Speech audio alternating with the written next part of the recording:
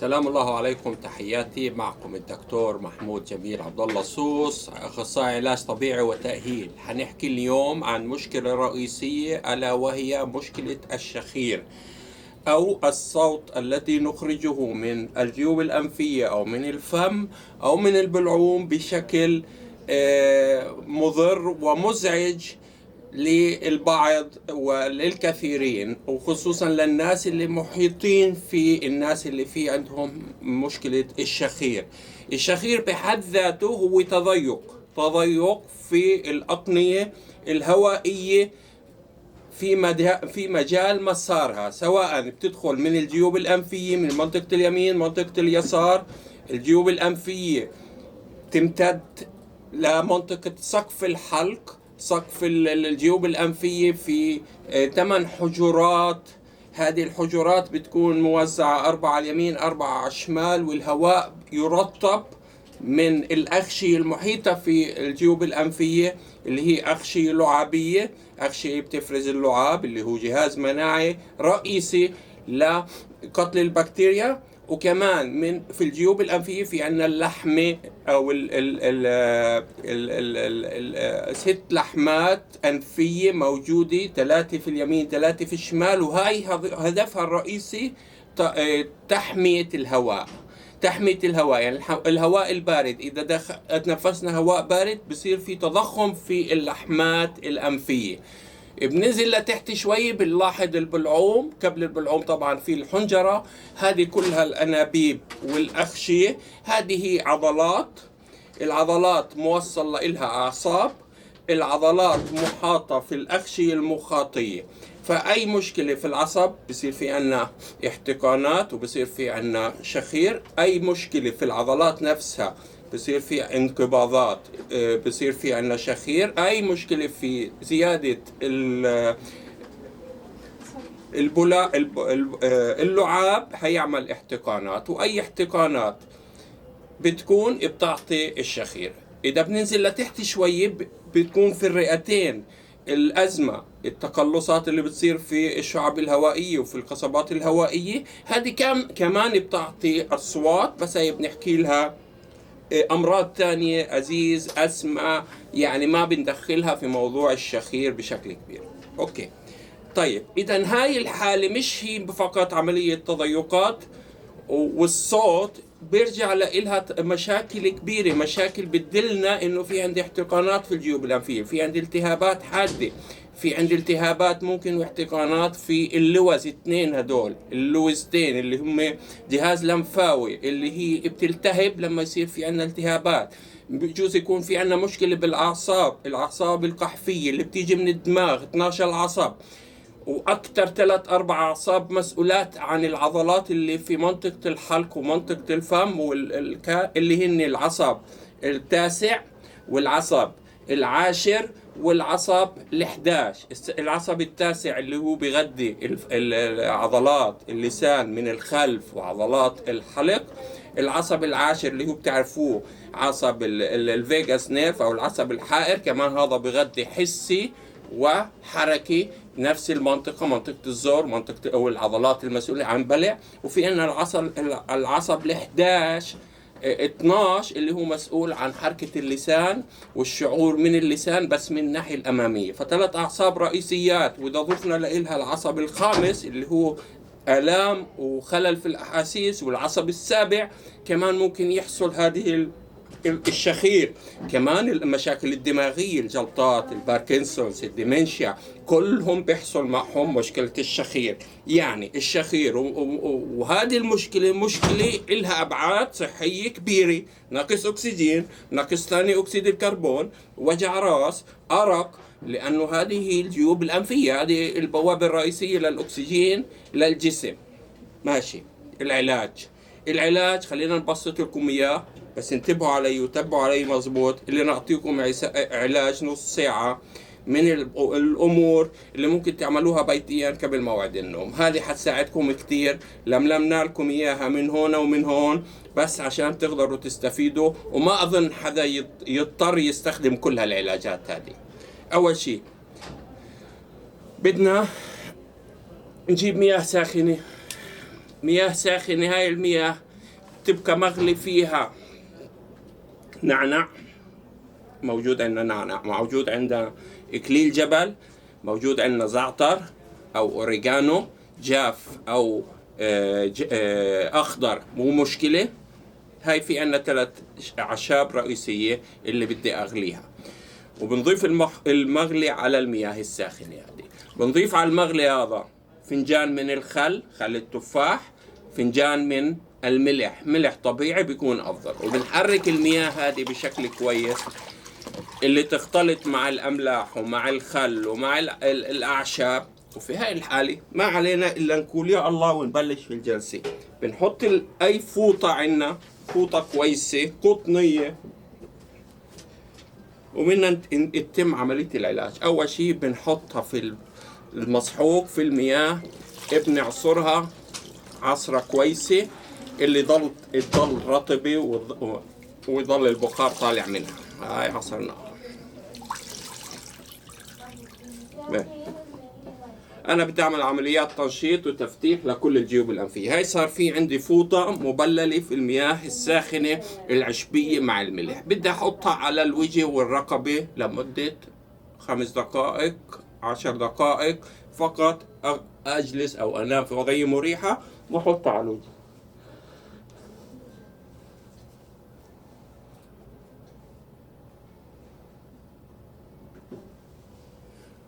وأنا حاططها أنا بستنشق الهواء هذا المشبع في النعناع والزعتر والملح. فهاي تبخيرة أملاح، تبخيرة أعشاب حتدخل من الجيوب الأنفية، حتعمل على إزالة الاحتقان بشكل كبير، حتعمل على تفتيح هذه المسامات، حتعمل على تخفيف اللعاب اللي ضاغط في المناطق الأنفية بسبب الملح. الملح بجفف وبقتل البكتيريا. احنا بنستنشقه هلا مع البخار، وبنفس الوقت بنعقم كل المناطق الداخلية، والتعقيم بيوصل لحد القصبات الهوائية والرئتين.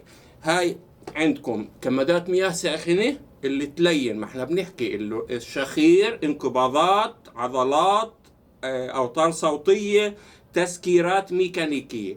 إذا المياه السخنة حتعمل عملية استرخاء، عملية ارتخاء لهذه التشنجات وهذا التوصيلات العصبية اللي بتكون متأثرة كمان للعضلات. هاي خلصنا من موضوع التبخيرة. مع جمدنا لكم إياها مع المي السخنة اللي هي كمادات مياه ساخنة. هاي 5 دقائق 10 دقائق. هلا بعدين أنا بدي أفتح الجيوب الأنفية، بدي أعمل مساج للوجه، أشيل هالاحتقانات من الوجه ومن الرقبة ومن حوالين الغدة الدرقية، ونشط الدورة الدموية للمنطقة هذه قبل ما أبلش في الخطة اللي بعدها اللي هي التمارين. إذا أنا بدي أجيب زيت. أفضل شيء زيت النعنع اللي هو عبارة عن مطحون من النعنع الجاف، بنحطه في إناء لمستوى النص، وبنحط ملعقة من الملح الطبيعي عليه، وبنضيف للمحلول هذا زيت زيتون، وبنحركه، بنخليه على جنب لمدة في مكان معتم وبارد لمدة 40 يوم. في هاي الحالة أنا زيت زيتون مع نعنع. قبل ما أحط زيت الزيتون والنعنع بدي أحط عليه 2 3 من الليمون. هاي صار في عندي زيت زيتون، نعنع، ليمون، وبدي أضيف عليه ملعقتين من الخل، بس إنه أمزج المزيج هذه مع الزيوت هذه. وهذه الزيوت بدي أمسكها، ببلش في الحركات هذه من المنطقة الأمامية للجبهة، وأكرر 10 مرات. كل حركة أكرر 10 مرات. بعدين بدي أمسك الجيوب الأنفية من فوق من الأنف وأنزل بالطريقة هاي كمان 10 مرات. بعدين بدي أمسك المناطق هذه والعضلات هذه وأحركها بالطريقة هاي كمان 10 مرات. بعدين بدي أمسك وأضغط على المناطق الجيوب الأنفية من الأعلى لمدة 5 ثواني وأرخي، أضغط وأرخي، أضغط وأرخي وأضغط وأرخي، وأركز في الضغط على المناطق السفلية من الجيوب الأنفية. هاي حتفتح الأنف وتفتح الجيوب الأنفية. بعدين باجي للمنطقة هذه وبضغط عليها بالطريقة هذه 5 ثواني، العين الثالثة، وبرخي. باجي لمنطقة حوالين العينين برفع ايدي وبعمل الحركات هذه شوية، بضغط لمدة 5 ثواني 10 ثواني وبرخي، بعملها بعيدها 15 مرات. باجي لمنطقة أمام الأذن، بعمل الحركات هذه فقط طلوعا نزولا لمدة 10 حركات. بعدين خلف الأذن 10 حركات. بعدين الأذن نفسها من فوق لتحت، من فوق لتحت 10 مرات. بعدين بحط إيدي على شحمة الأذن، أحبس، عملها 10 مرات. هاي بس تحطوا ايديكم على شحمة الأذن، الجهاز التنفسي عندكم بصير في عنده انفتاح، لأنه هاي بتأثر على الأعصاب وعلى الجهاز اللمفاوي بشكل كبير وعلى الأعصاب. وإحنا حكينا إحنا بنشتغل على المنطقة هذه، منطقة الرقبة، منطقة الوجه، منطقة الرقم من الأمام. بدكم تضيفوا غير الأعصاب اللي حكينا لكم إياها اللي هي حتتأثر، العصب الحائر والعصب ال12 والعصب التاسع، وكمان ضيفوا عليه العصب المسؤول عن الحجاب الحاجز وعضلة الحجاب الحاجز. هذا العصب كمان بمر من قاع الرقبة، من C2 C3 C4، وبظلوا داخل من المنطقة الأمامية، واحد من قدام واحد من اليمين واحد من الشمال، وبغذي عضلة الحجاب الحاجز اللي هي مسؤولة بشكل رئيسي عن حركة التنفس بشكل صح أثناء النوم. ماشي، نكمل في الحركات. خلصنا من هيك، بنعمل هلا على عضلات الزور. هذه بدنا نركز عليها شوي، من نلين المناطق هذه، بدنا نعمل حركات متتالية مدة 5 مرات 10 مرات، اللي عمل عملية تحريك وتنشيط للدورة الدموية اللي جاي. ما هي الغدة الدرقية عندكم، وهاي الوريد الرئيسي، وهاي الشريان الرئيسي، يعني كلها مناطق حساسة، وهذه بتقرر يعني تليين المنطقة هذه بيساعد كتير في عملية العلاج. ماشي، خلصنا المساج، خلصنا النقاط هذه. في النقطة هاي تحت الأنف، هذه كمان ممكن تضغطوا عليها، ونفس الشيء بتعملها عملية تفتيح. في المنطقة هاي اللي هي في الإيد، هاي ممكن كمان ينضغط عليها سواء الشمال أو اليمين لمدة 30 ثانية. هاي حتعمل على تفتيح النفس وتنشيط التنفس. الشغلات الداخلية اللي لازم نسويها في هالمياه هذه نفسها، لا هنروح ولا نيجي. أول شيء عملية الغسل، غسل المنخار أو الأنف بده يكون بوضع المياه وتسكير جهة معينة واستنشاق المياه هذه وطرده من الجهة الثانية على عدة مرات. هي مسألة زي استنشاق أثناء الوضوء، بس ندخل ونطلع بشكل سريع من هالمحلول هذا اللي لا حيحرق ولا حيعمل شيء، بالعكس حيعطم وحيفتح الجيوب الأنفية. بعدها من نفس المحلول هذا باخذ كاسة وبتمضمض لمدة دقيقة دقيقتين، وبقذف المياه هذه وبرميها. بعدين باخذ نفس الكاسة وبحط من المياه وبعمل عملية الغرغرة. الغرغرة يعني لازم أحط المياه، أرفع راسي واصير اعمل الصوت هذا لمدة دقيقتين 3. هذه كويسة كتير، حتعمل تحفيز داخلي، تنشيط، ازالة هالشوائب وهالزيادة في اللعاب، تنشيط للعضلات بشكل كبير، وعملية تعقيم داخلي. خلصت من المياه، مضمضة واستنشاق وغرغرة، في هالحالة بحطها على جنب. وهلا بدي استخدم، طبعا هذه الطرق انا ما بتاكد ما حدا حيوصل لكل هذه الطرق، بس اللي معني يتعالج ويعالج حاله من وجع راس، من قلق، من ارق، مشاكل الاعصاب، مشاكل الوجه، مشاكل البلع، مشاكل النطق وضعف البلع وضعف النطق، هذا كله بيجي في نفس الطرق هذه. بس احنا قلنا لكم الشخير لانه هذا هو المشكلة الاساسية، بس هذه الفوائد كلها حتاخذوها. الشغلة الثانية، بتجيبوا زيت زيتون، ملعقتين زيت زيتون بيكر يعني كويس، يعني معصور على البارد، وبتحطوا عليه ملعقة من الخل وملعقة من الملح. زيت زيتون، خل وملح، وبتحركوها مع بعض. وهذا ال3 معالق بنحط بالفم، ومنضلنا نتغرغر واحنا نحرك فمنا اللي بكل مضر للأسنان مش مشكلة يعني، بتعقمه لأنه في زيت زيتون بخفف من أضرار الخل. والخل حطوه نص ملعقة، إذا واحد خايف حط أقل من نص ملعقة، بس المفروض يكون في خل. بدنا نعمل عملية تنظيف تعقيم، وبدنا نعمل عملية جبد وشد للأغشية هذه كلها. الملح بشد والخل بشد، واللي نجفف المنطقة. في هاي الحالة احنا بنعمل ديتوكس كمان وبنشيل منها السموم. والزيتون معروف قديش فعاليته في عملية المضمضة وعملية التعقيمات وإزالة الاحتقانات. هذه العملية ممكن تعملوها 10 دقائق أو 5 دقائق حسب راحتكم. المفروض هي 10 دقائق، وانتم ممكن تعملوها 5 دقائق، أو تبدلوا المحلول هذا تحطوا كمان زيت تاني وخل تاني وملح وتردوا تتمضمضوا. بس المحلول هذا بعد ما تتمضمض فيه بترموه، لأنه هذا غير صالح للبلع أو الأكل، لأنه بيمتص كل السموم. هاي طريقة.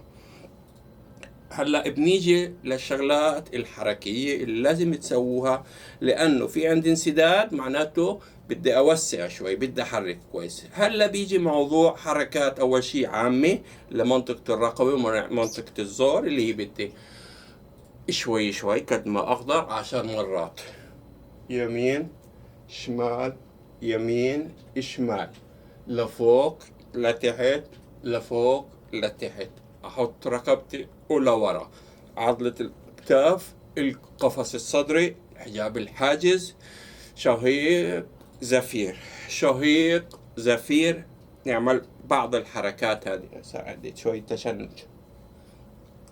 ماشي، خلصت من الحركات العامة هاي. هلا بدي ادخل في حركات خاصة. اول حركة بدكم تسووها لعضلات اللسان اللي هي ضرورية ان نقويها ونحركها. قبل ما تبلشوا الحركات، انتوا في البشكير تمسكوا منطقة اللسان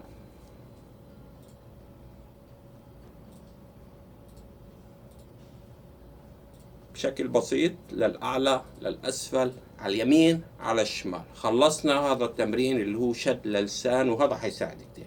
بعدين بنسكر فمنا وبنصير نحرك لساننا للأمام للجنب لليمين للشمال للأعلى للأسفل. كل هذه الحركات، كل حركة نثبت فيها 5 ثواني. يعني أحط إيدي 5 ثواني، أحط إيدي هون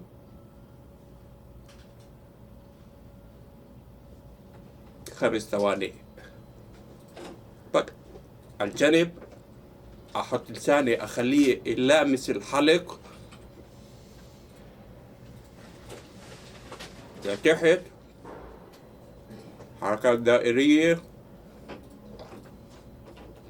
بالعكس. هذا تنشيط عصبي وتقوية للعضلات. بتقوي العضلات هاي المهترئة اللي صار فيها زي السيلولايت، صارت ترد، صار فيها ضمور، فبدنا نشدها. هاي الحركات تاعت اللسان حتساعدكم. ماشي. شو كمان في عنا حركات لازم نعملها؟ حركات الفك، لأنه أمر أي واحد عنده مشكلة في الفك، مشكلة في الأسنان، عدم طبقة، مشكلة خلقية ممكن تكون، الثم ما بتبق على بعضه، الحنك ما بتبق على بعضه، في عندي مشكلة كبيرة في المفصل هذا بيؤدي لانسدادات وبيؤدي ل الشخير. فأنا بدي أحركه. إذا بدي أحط أول شيء إيدي، ما هو هي موقعه تحت الأذن، يعني في أسفل الأذن بتحسوا لما تفتحها وتسكروا ثمكم بتحسوا إنه هذا المفصل هو اللي بتحرك. فبدي أحط وأضغط وأصير أحرك حواليه قبل ما أعمل الحركات التمارين، لأنه هاي عضلات اللي مسؤولة عن حركة الفك والأكل. هذه حركات قوية جدا يعني اللي إحنا نشغلها. بعدين باجي للفك وبحطه بالطريقة هاي، بحط ايدي وبصير يمين ووقف 5 ثواني، شمال ووقف 5، يمين شمال، شوي شوي احرك، شوي شوي شوي شوي شوي شوي شوي شوي. بعدين بفتح ثمي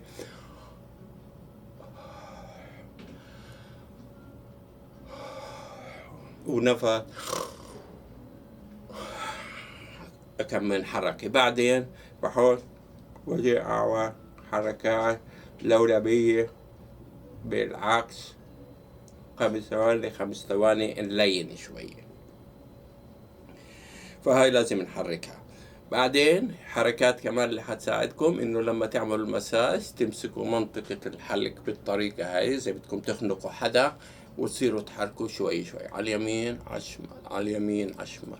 هذا تمارين، هذا بيقوي العضلات، هذا بيزيل الاحتقانات، بلين هالأغشية وهالغضاريف، وبحرك الدورة الدموية للغدة الدرقية، والغدة الجار الدرقية اللي بيجي موقعها ورا الغدة الدرقية، اللي مسؤولة عن إفراز الكالسيوم وتعديل مستوى الكالسيوم في الدم. الغدة الجار الدرقية، والغدة الدرقية مسؤولة عن الحرق وين ما يكون في كل خلايا الجسم. فأنتوا في العملية نشطوا الدرقية والجار الدرقية بشكل كبير، وبالاساس احنا نشطنا الغده النخاميه. يعني اذا بدنا نيجي على الفعاليه الهرمونيه وراء هذه العمليه، يعني هاي الحاله بتخليكم تفرزوا ميلاتونين اكثر وتناموا بشكل افضل.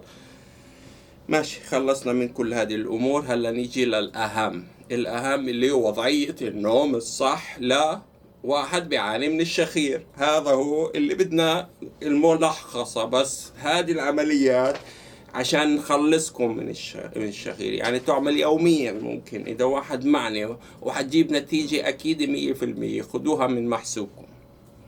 وقبل ما أدخل في الطرق الثانية كمان لتنظيف الجيوب الأنفية، العطسة.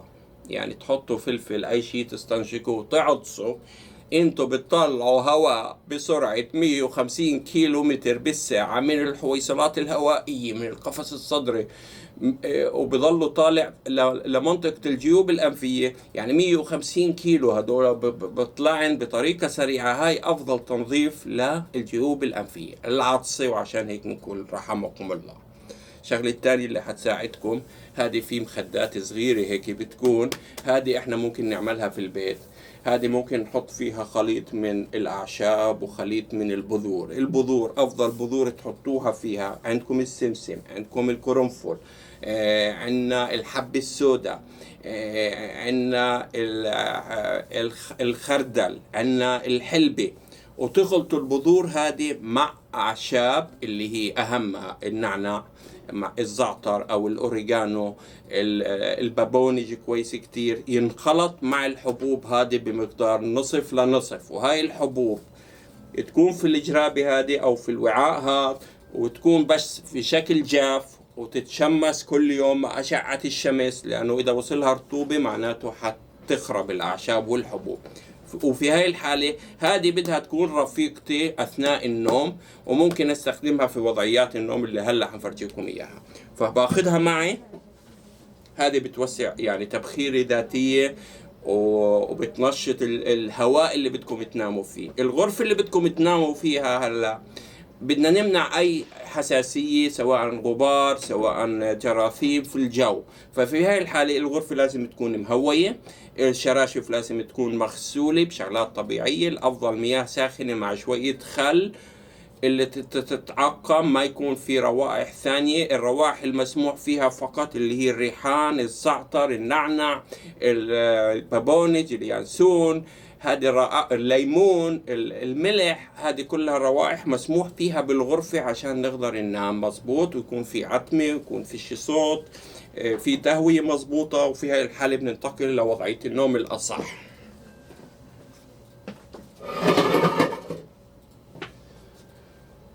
احنا حكينا انه يعني الاغلب بفضل وضعية النوم على الجنب اليمين، مش عشان الجنب اليمين لما ننام على الجنب اليمين بيكون في تروية اكثر للدورة الدموية للرئتين. القلب في المنطقة الشمال بيكون مرتاح، الكبد بيكون مرتاح، والجهاز التنفسي والدماغ افضل وضعية لراحته. واحنا بنحكي هلا عن مشكلة تنفسية، تضيق في الأقنية. إذا بدنا نختار النوم على الجنب اليمين والنوم على الظهر بوضعية الركبة في وضعية معينة. المطلوب مني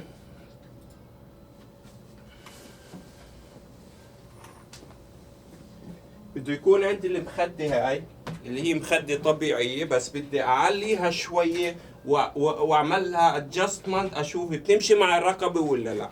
في هاي الحالة بنام على جنب اليمين، والادجست والتظبيط بده يكون إنه الرقبة تكون مستقيمة من ناحية العمود الفقري والنخاع الشوكي. في هاي الحالة القناة هذه بتكون مفتوحة بشكل أفضل. وعشان أسهل الأمور على حالي لازم أحط مخدة أو مخدتين بين كتافي، يعني أبقى حاطط كتفي وعلى المخدة، والرجلين بين الرجلين بين مفصل الركبة يكون في مخدتين. في هاي الحالة أنا بكون نايم في الوضعية هذه اللي هي مريحة نوعا ما. اللي ما بتناسبه الوضعية هاي على الجنب، في هاي الحالة بده المخدة العادية يضمن انه مرفوعة شوية ومعدلة، ويبقى راسنا شايفين الزاوية اللي محطوط فيها الراس. هذه افضل زاوية، انها تكون المجاري الهوائية من الانف للرئتين للبلعوم مفتوحة بالشكل الصح.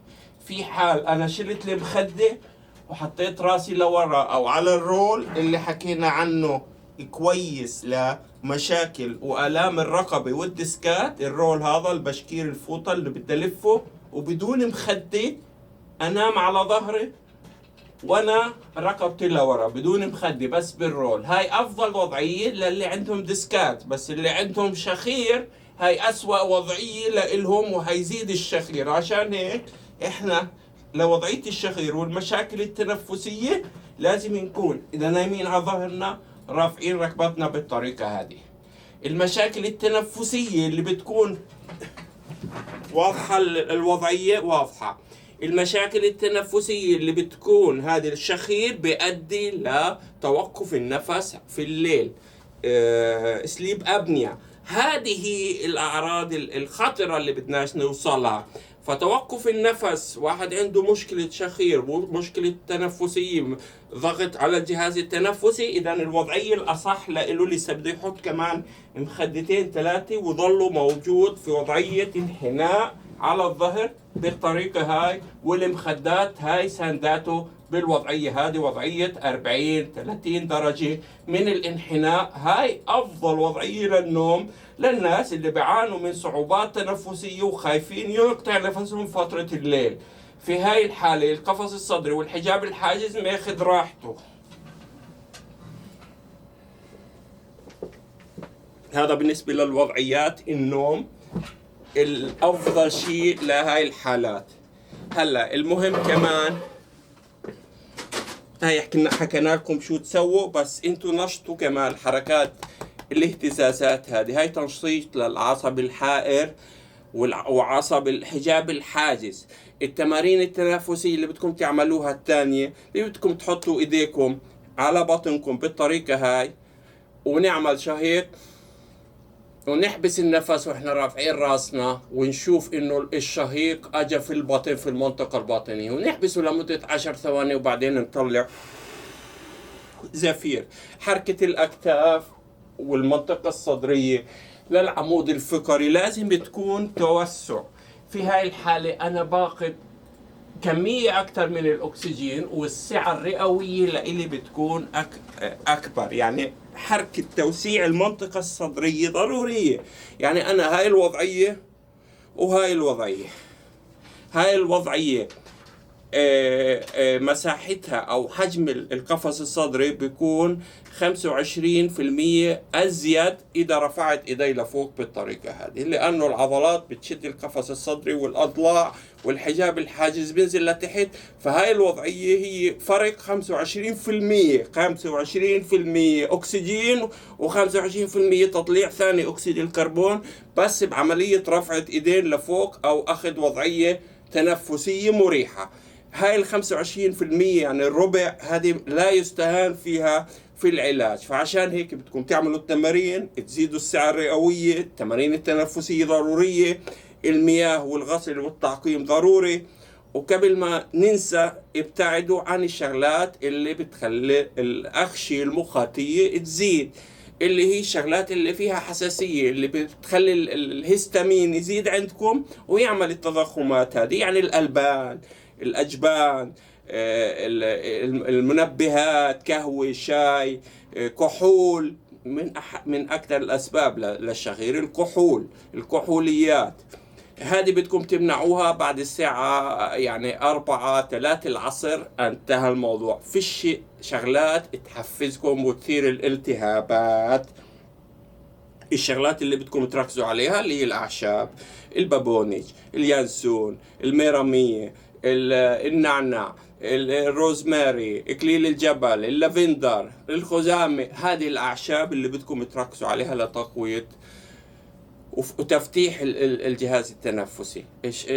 النعنع إذا بدكم نصيحتي، هذا زيت النعنع بتدهنوه كمان على منطقة الرقبة وبضلكم نازلين على المنطقة الصدرية. ولما تناموا وبدكم تغطوا حالكم في شيء دافئ، يعني التغطية هذه مع بعد دهن زيت الزيتون مع النعنع هذا على تدفوا حالكم. هاي لحالها علاج، يعني تصحوا الصبح ما شاء الله عليكم وبتناموا النوم عميق. احنا بدنا ننام نوم عميق، يعني قلة النوم بسبب الشخير هذه مصيبة، لأنه هذه بتحرمنا من هرمونات كتيرة، هرمونات النمو، بتزيد وجع الرأس، بتزيد عدم التركيز، يعني هي لحالها مشكلة رئيسية. شو كمان؟ البصل، الثوم، هذه ضرورية تاخدوها مع السلطات بعد الساعة 6-7 المساء. يعني بدكم تشموا روائح شوية، بس بنفس الوقت بدكم تخلصوا من مشكلة الشخير. انتوا بدكم تختاروا تاكلوا بصل وثوم وتصير ريحة الغرفة بصل وثوم، ولا تنزعجوا من الشخير هذا ويصير عندكم المضاعفات هذه. هاي انتوا بتقرروا. بس بالعادة البصل والثوم وخصوصا البصل قوي جدا كأكلوا مع السلطات، او في ناس بيعصروا العصير تاعته وبيحطوا في المنخار، القرنفل كويس. يعني كل هذه الامور بتساعد وبتنشط الجهاز التنفسي. والابتعاد عن السكريات وعن الجفاف. كل ما زادت المياه كل ما خفت الاحتقانات في الجيوب الأنفية وفي الأغطية المخاطية. فيش مياه يعني معناته في تركيز للعاب. تركيز للعاب في عملية إذن التصاق بيكون للخلايا هذه، فكل الخلايا والأنابيب بتلتصق مع بعض فبتزيد الانسدادات. المية ضروري جدا. وضعية النوم حكينا لكم عنها، المساج، التمارين، الزيوت، زيت الحب السوداء انه يندهن او ينحط مع السلطات، هذا كويس كتير. السمسم كويس كتير، زيوت السمسم كويس كتير. واذا واحد فيش عنده زيوت سمسم، والسمسم ما هي طحينية، هي سمسم. الطحينية اللي بنحطها على الحمص وبنحطها على الفول وبنحطها على البابا غنوج. فممكن تكثروا من اكل الطحينية هذه مع السلطات، هذا حينشط. بس التبخير في البشكير هاي الحالة اللي بلشنا فيها الحلقة، هذا حتساعدكم بشكل كبير وحتنشط، فخدوها من محسوبكم. شكرا لكم. شتاء. كان معكم الدكتور محمود السوس، أخصائي علاج طبيعي وتأهيل. تحياتي.